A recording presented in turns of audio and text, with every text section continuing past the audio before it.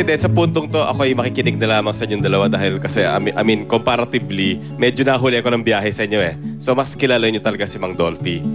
Lalo na si Lolit. Si Lolit talaga. Labas sumasok sa kwarto ni Mang Ako, Dolphy. mga ilang ano lang, Butch, ilang pagkakataon lang nakasama ko. Kaya lang, meron akong gustong ipakita sa inyo na hindi nyo alam.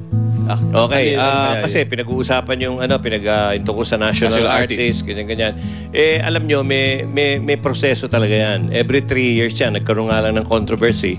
At para maging light lang ang usapan, yung word na artist, yung iniisip kasi ng iba, artista.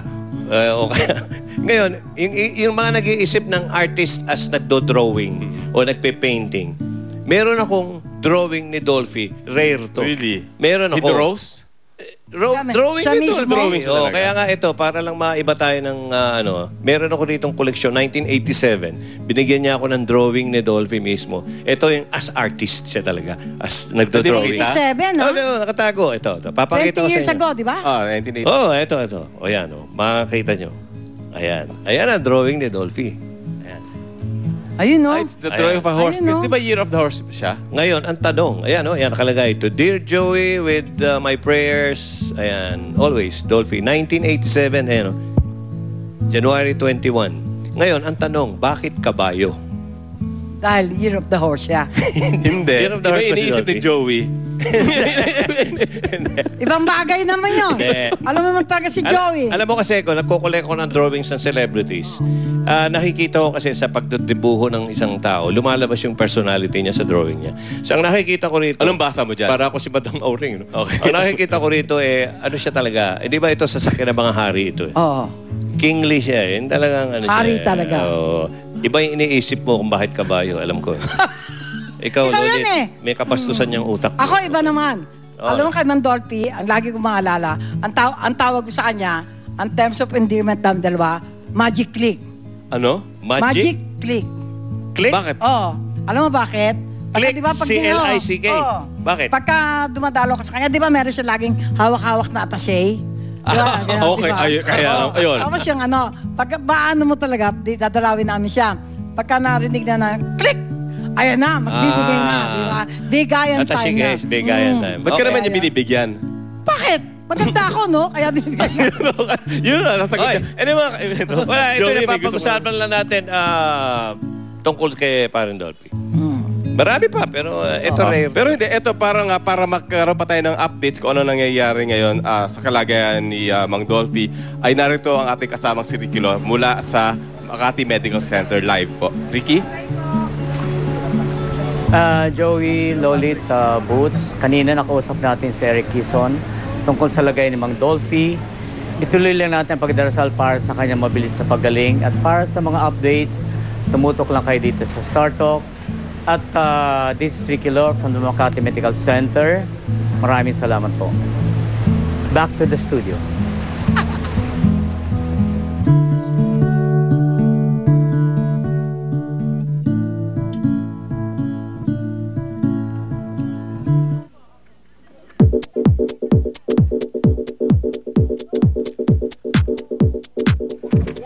Ayan, thank you sa mga nag-request ng fan signs today. Kung gusto nyo makita ng iba pang fan signs, visit StarTalk's Facebook page after the show.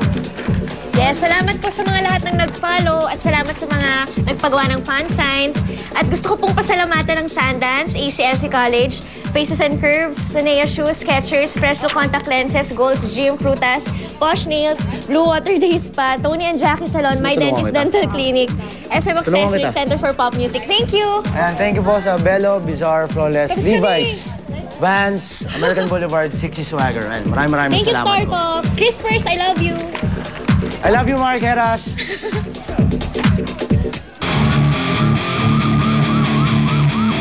ASCO press conference naman ang next held at Sergio Tomas Morato.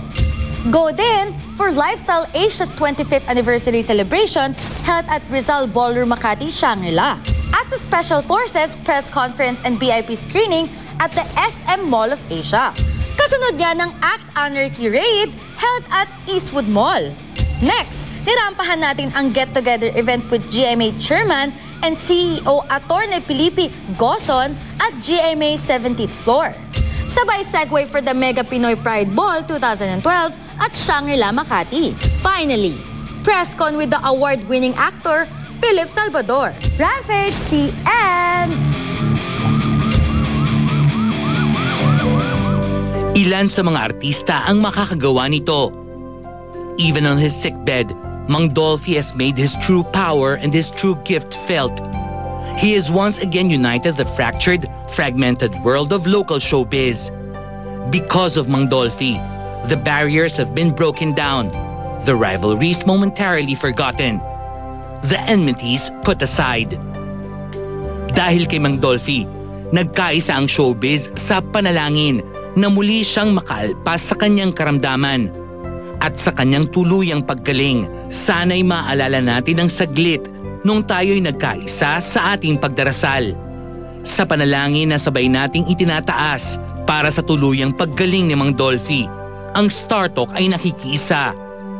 Naway manatili sa atin ang pamana ng King of Comedy. In the face of life, we smile.